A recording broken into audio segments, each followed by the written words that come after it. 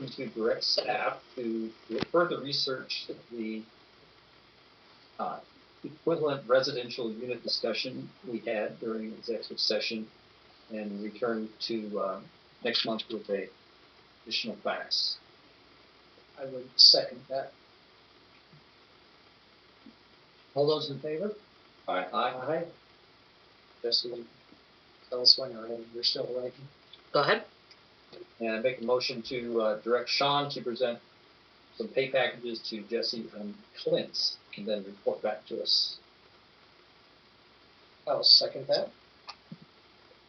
All those in favor? Aye. Aye. Okay, Sean, Paul, and we're off. And Renan, go ahead.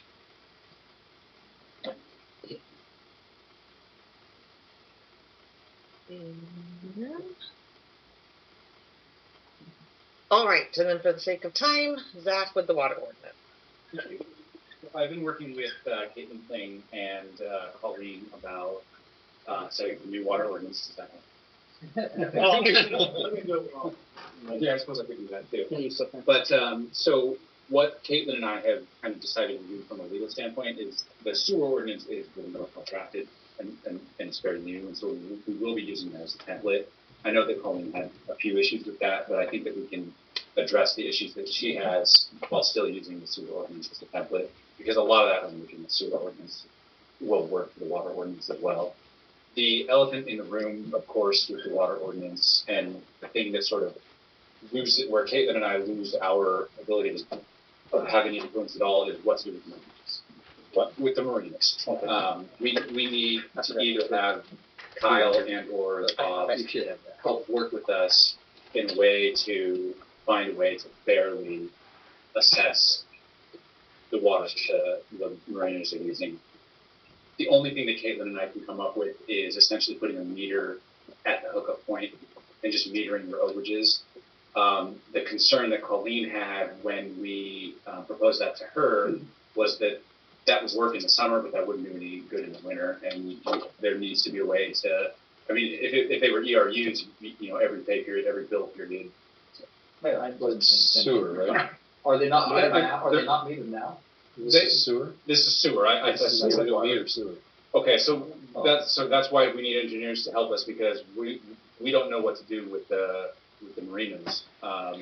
Is it sewer or water? This is water. Water. This is a water ordinance. The sewer ordinance. Oh, okay. Yeah. And we do have meters. Okay, see.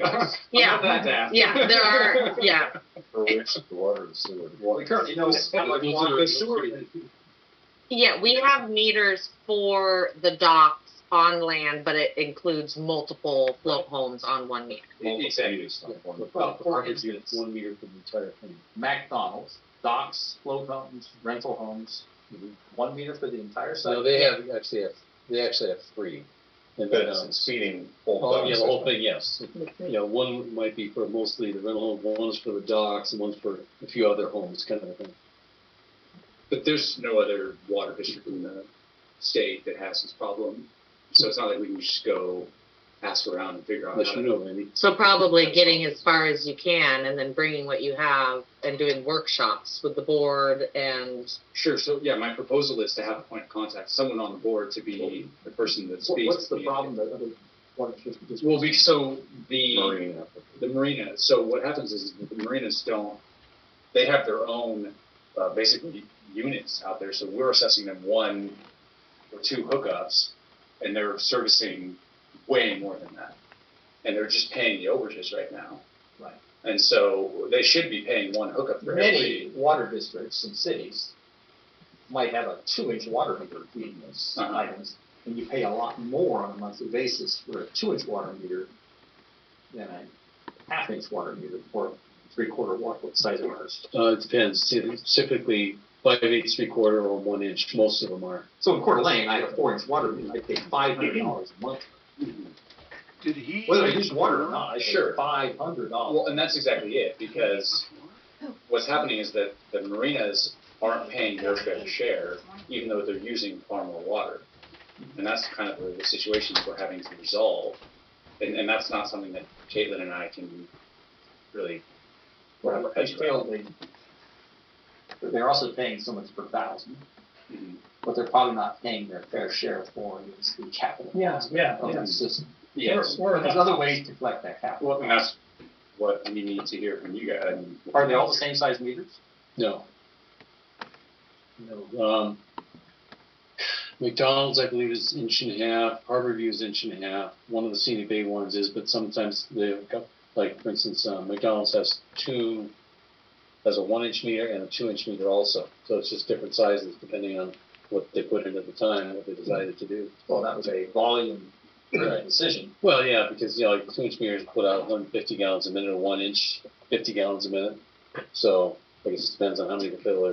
Obviously, the more for McDonald's being so large, they wanted a larger meter. Yeah. So Or no water to get to the end. yeah, that's right. Or not enough water. Yeah. Generally, we should have a base rate that's associated with their slips. Right. Total number of slips, you know, assume the worst case scenario, they're all full. Be a base rate for each slip. Make it and real simple. I think that's for homes, I mean, if you're here or not, you get charged for the. Yeah, some of the trailer park or anything else. But many of the boats don't even water.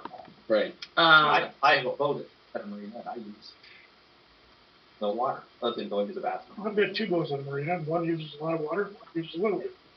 That doesn't make any difference. You got the slip, you got the potential for somebody to use it, whether they get water there out of their slip or they get water somewhere else.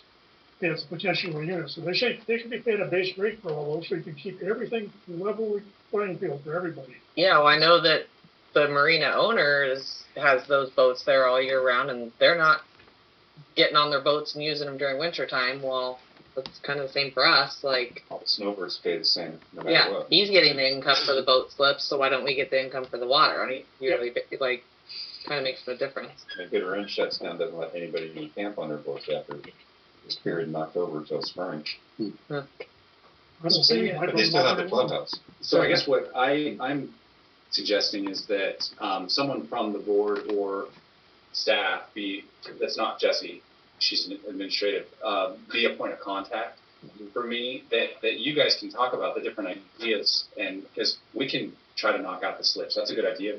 Didn't occur to me to charge every slip, you know. So, but that's the thing that we just can't solve without you. I mean, as far as looking for a reference, you say there's nothing else in, like Idaho that does that sort of thing, but there's a lot of coastal marinas that supply a lot of, they have a distribution system and a gathering system for the boats that have there, so possibly. Yeah, but you start opening some cans of worms here. So Yeah. you already have a lakefront home.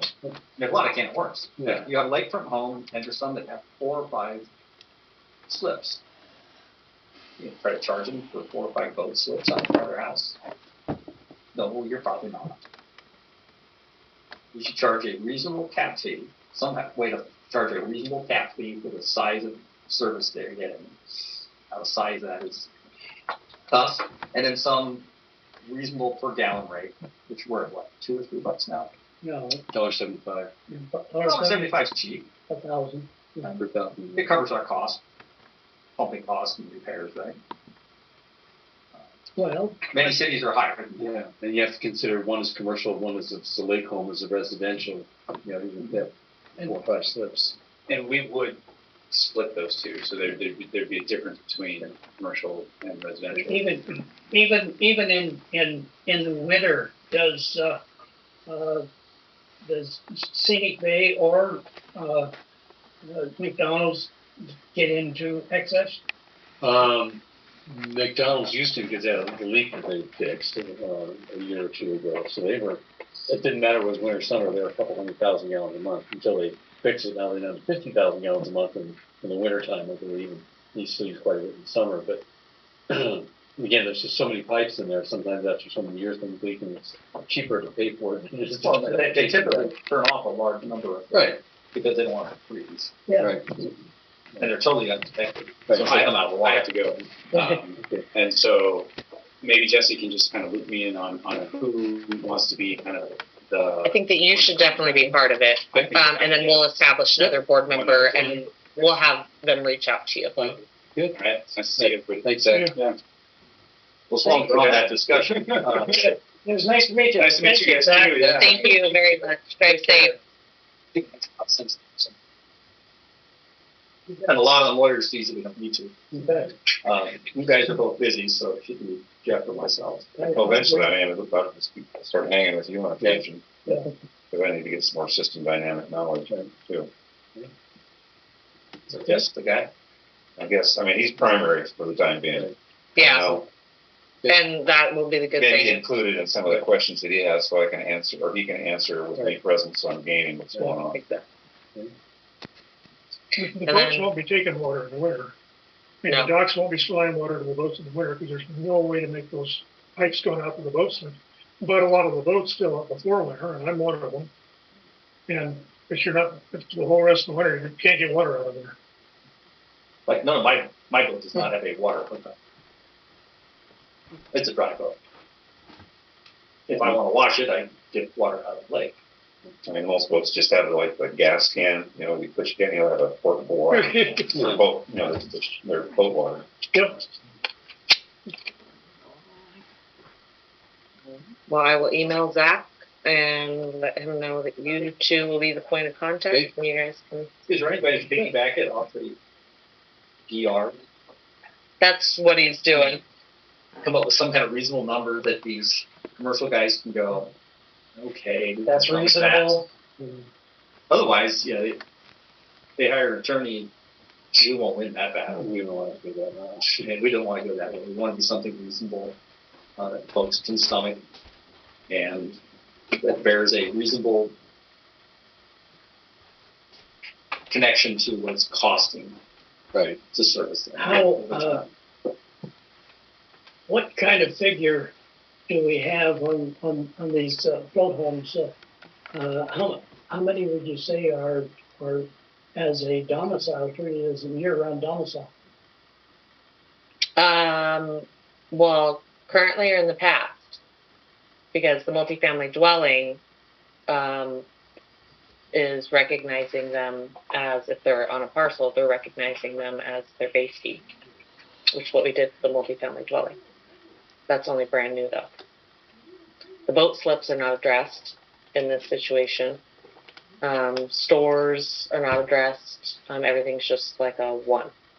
So Base. according to regulation 2020-6, gives us the authority to charge them as each float home as a domicile. Am I not right? Yeah, it does. They're That's- unique domicile. Yes. That's what And the over the definition years, is. there have been people who tried to make through went wrong. I had a friend in high school who made it almost all the way through the winter, almost. But it's a hell of a lifestyle. It's, when it gets cold, it's hard to keep anything warm. Your feet are always cold. Well, but there are people that live that way. Not many. Not many. Yeah. But for the most part, 0.7 is probably very generous for what they actually generate. Well, is water on a 0.7? Oh, we haven't established that yet. That's what we need to establish. There might be some rationale for using ERs at all for water. Yeah. Otherwise, the other rationale is just using, hey, you got a 2-inch meter, it's $300 a month. You got a 3/4 inch meter, it's this amount a month. Which I believe is what North Kootenai Water does, right? They go by the size of the meters. Yeah. Size of the meter, and then if they reach some excessive point, they start getting charged extra. Yeah. And that would just go to the owner, and then he distributes his monthly billing out to his people to cover whatever his costs. Or he covers it But it's himself. just not that easy with. There's some of the most So- expensive water in the state too. Well, yeah, but even going with the size of the meter on this situation isn't going to solve really that issue. You find a lot of cities charging out by the size of the meter. Size of the boat slips, I mean? Another thing with that, is there any reason that McDonald's has a 2-inch, or is it just the fact that it was there? I think because they had some, they're quite large. You know, I don't know how many ERs they have, but they're quite large, and they need a bigger meter to service Yeah. them and these connections. So it actually, he uses that much more water. Yes, Okay. He's paying for that. yes, it's paid for, that's correct. So a larger meter would cover the added cost for the homes and services. Now, but you probably got, what, 3 meters, 5 meters down here at, because they were each independent, resorts. Okay. Yeah, I mean, yes, for instance, yeah, Boilers have the condos, they have the marinas. So those would all be small, 1 inch. Yeah, the only one that down there, like Boilers has an inch and a half. They also have a 1 inch, oh, I'm sorry, Boilers has an inch, but the condos have an inch and a half. That's reversed there. JD's has, their docks has a 1 inch. Scenic Bay does have a 2 inch, and they also have a 1 inch. So yeah, it just all depends on how many each one is serving. Okay. So the size of the meter reflects how many units. That's correct. Yeah, Okay. maybe we just look at their average annual use and divide it by the average residential one and say, cap cost in a residential one is $32.